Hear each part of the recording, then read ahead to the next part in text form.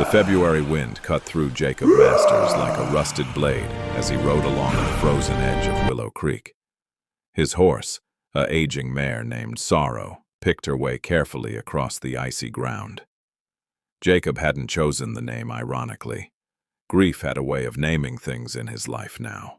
6 months had passed since the fever took his wife and infant son within 3 days of each other, and he'd been riding these lonely trails ever since, unable to face the empty cabin that still smelled of Sarah's lavender soap. The sun hung low and weak in the Montana sky when he heard it, a sound that didn't belong to the winter wilderness. At first he thought it was the cry of a wounded animal, but something in the pitch made his blood run cold. He urged Sorrow forward, and as they rounded a bend where the creek widened into a shallow pool, Jacob saw something that would haunt him forever if he failed to act. 3 wicker baskets floated in the partially frozen water, already beginning to sink as ice water soaked through the woven bottoms. Inside each basket, wrapped in soaked blankets, were babies, infants. Their cries were weakening as the cold seized them, their tiny faces turning blue. The baskets bobbed against chunks of ice, tilting dangerously with each small wave created by the creek's current. Jacob didn't think. For 6 months he'd been a dead man walking, going through motions without purpose. But in that moment, something primitive and pure jolted through him. He threw himself from Sorrow's saddle and crashed into the creek without hesitation. The icy water hit him like 1,000 knives, stealing his breath, but he pushed forward. The creek was only waist-deep here, but the cold was paralyzing, and the current stronger than it looked. He grabbed the first basket, a little girl with dark hair plastered to her skull, her lips purple, her cries now just weak mewls. He threw the basket toward the bank with all his strength, praying it would catch on something. Then he lunged for the second basket, nearly losing his footing on the slick creek bed. This one held a boy, slightly larger, his eyes squeezed shut against the cold. Jacob's fingers were already going numb, his movements becoming sluggish as hypothermia began its work. The third basket was drifting toward a section where the creek deepened and the current ran faster. Jacob could see it was already sitting lower in the water, the baby inside, another girl, barely moving. He pushed forward, his legs like lead, his chest screaming for air in the frigid water. His boot caught on a submerged branch and he went under, the shock of the water over his head nearly making him gasp. He surfaced, sputtering, and with his last reserves of strength, caught the third basket just as it was about to tip completely. With all 3 baskets on the frozen bank, Jacob dragged himself from the water. His clothes were already stiffening with ice, his vision blurring. But the babies. He had to save the babies. Jacob's hands shook so violently he could barely unfasten the buttons of his coat, but he managed to strip off his frozen outer layers. His emergency instincts, honed from years of harsh Montana winters, kicked in despite his body's protests. He gathered the 3 infants from their baskets, their small bodies frighteningly cold and limp. The little girl he'd grabbed last wasn't crying at all anymore, and terror gave him a burst of clarity through the hypothermia creeping into his own limbs. He pressed all 3 babies against his chest, then wrapped his dry inner shirt around them as best he could. Sorrow stood nearby, and with trembling movements, Jacob pulled his bedroll from the saddle and cocooned himself and the infants in the wool blanket. He knew he needed fire, needed shelter, needed help, but first he needed to get their core temperatures up. "Stay with me," he whispered through chattering teeth, rubbing the babies gently, breathing his warm breath over their tiny faces. "Stay with me. I didn't pull you from that creek to lose you now." The dark-haired girl began to cry, a weak, pitiful sound that was nonetheless the most beautiful thing Jacob had heard in months. Then the boy started whimpering, but the third baby, the smallest girl with wispy blonde hair, remained terrifyingly still. Jacob pressed his ear to her tiny chest and felt the faint flutter of a heartbeat. She was alive, but barely.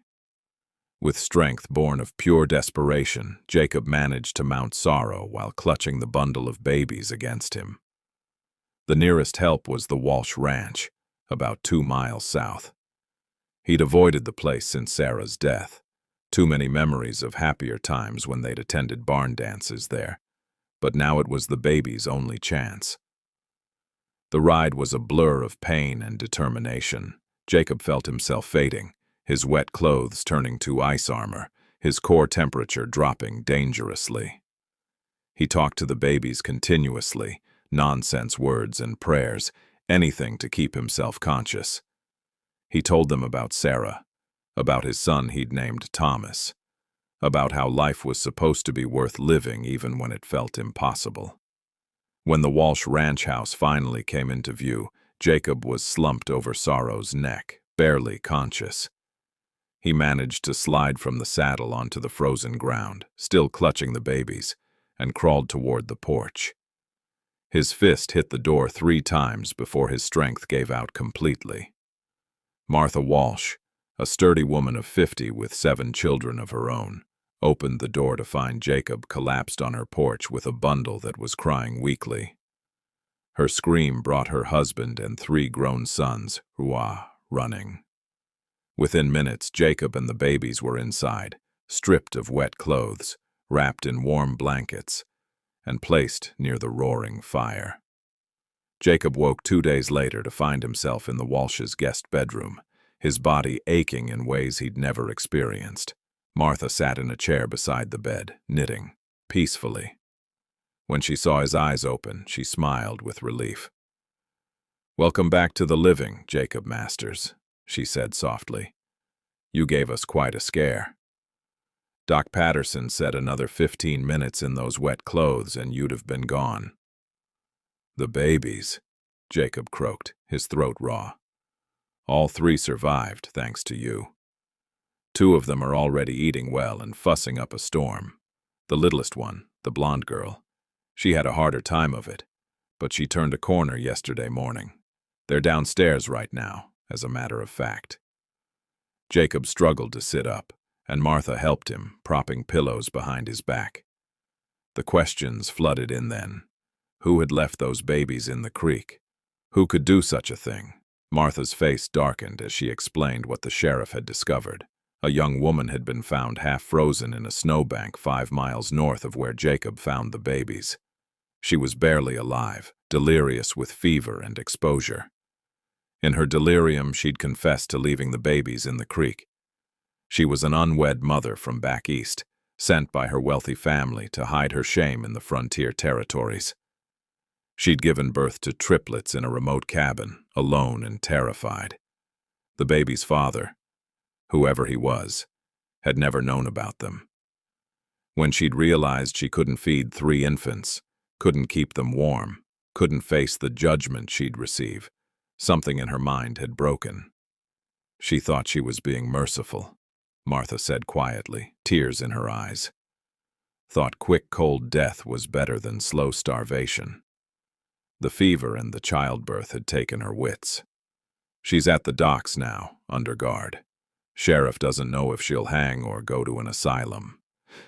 Jacob felt a complex swirl of emotions, rage at what had almost happened, pity for a woman so desperate and broken, and underneath it all, a strange sense of purpose he hadn't felt since before Sarah died.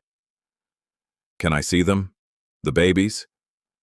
Martha brought them up one at a time, first the dark-haired girl, alert and curious, then the boy, chunky and already showing a strong grip. Finally, the smallest blonde girl, who opened her eyes and looked directly at Jacob with an expression that seemed far too knowing for an infant. As he held her, something inside his chest that had been frozen solid for 6 months began to thaw. "They need homes," Martha said carefully. "My sister in Helena has been wanting a child for years. She'd take one, maybe 2. The church will find families for them. Good Christian families." Jacob looked down at the tiny girl in his arms, then at the other 2 babies Martha had placed in a basket near the bed. He thought about his empty cabin, about Sarah's hope chest still full of baby clothes meant for Thomas, about 6 months of merely existing rather than living. These children had been left to die, and he had been slowly dying in his own way. Perhaps they could save each other. "No," he said quietly but firmly. "I'll take them. All 3. Martha's eyes widened. "Jacob, you can't raise 3 infants alone. A single man. A grieving widower. Then I won't be alone. I'll need help. I'll hire someone, or maybe it's time I rejoined the living world." He looked up at Martha with the first real light in his eyes she'd seen since the funeral. Sarah wanted a house full of children. She wanted noise and chaos and love. "I can't give her that anymore, but I can give these 3 what they were almost denied. I can give them a chance." The story spread across Montana territory like wildfire. The broken cowboy who jumped into an icy creek and pulled out 3 babies, then decided to raise them as his own. People called it madness. They called it noble. They called it impossible. But with help from the Walsh family and other neighbors, Jacob transformed his cabin into a home. He learned to change diapers and prepare bottles, to soothe midnight cries and tell the difference between a hungry cry and a tired one. The babies thrived. He named them Hope, Grace, and Faith, names that felt like promises of what could be, rather than mourning for what was lost. And though there were hard days when he missed Sarah with an ache that threatened to break him again, when he looked at those 3 small lives that depended on him, he found reasons to keep going. The babies who were left to sink had instead taught a drowning man how to swim again.